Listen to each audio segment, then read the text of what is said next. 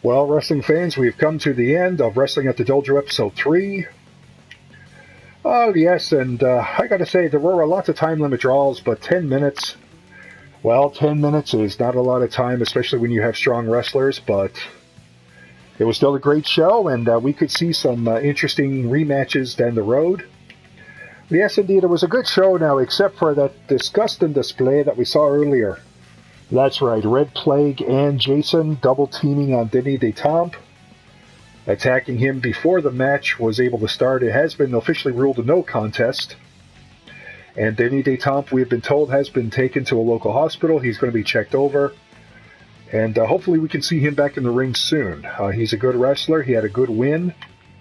In his first match against Jason V, it was a surprise win on episode 1. And it's a real disappointment to see how things turned out tonight earlier. Oh, yes, indeed. You know, Jason and Red Plague, there were a couple of monsters, and their tag team named the Monster Army is aptly named, and I hope somebody gives them their comeuppance. Yes, indeed, but let's look forward to the future now.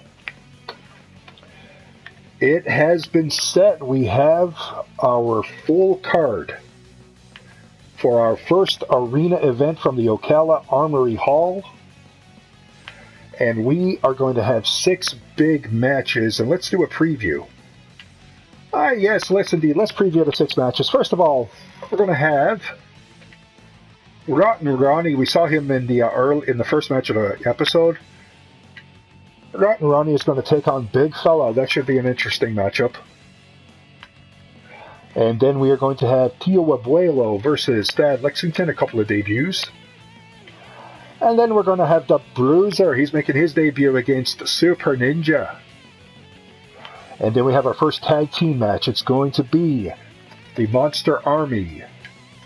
And they're going to be going up against the Dynamic Duo. That's right, it's going to be Red Plague and Jason V versus Batman 66 and 66 Robin. That is going to be that's going to be a brutal matchup. I have to be honest, I don't know how well Batman and Robin are going to do against those two monsters. I share your trepidation, but you can't write off the Dynamic Duo. I think that under Batman's leadership, I think they got a shot. They just got to be careful not to fall into the underhanded tactics that we saw earlier. And then in our second tag team semi-final tournament, we have the Electric Joy Boy and Lunch Lady Stan, the House of Hardcore. And they're going to take on Yuri Gariev and Zarian Kolpakov, the Soviet top team. And there you're going to see 2 hardcore brawlers take on 2 submission stylists. That's right, whoever gets to impose their will, that's going to be the team that's going to come out on top. And then our big main event for the Florida State Heavyweight title, it's going to be Daisuke Nishimoto versus Bob Inoki. This is going to be a great event, folks.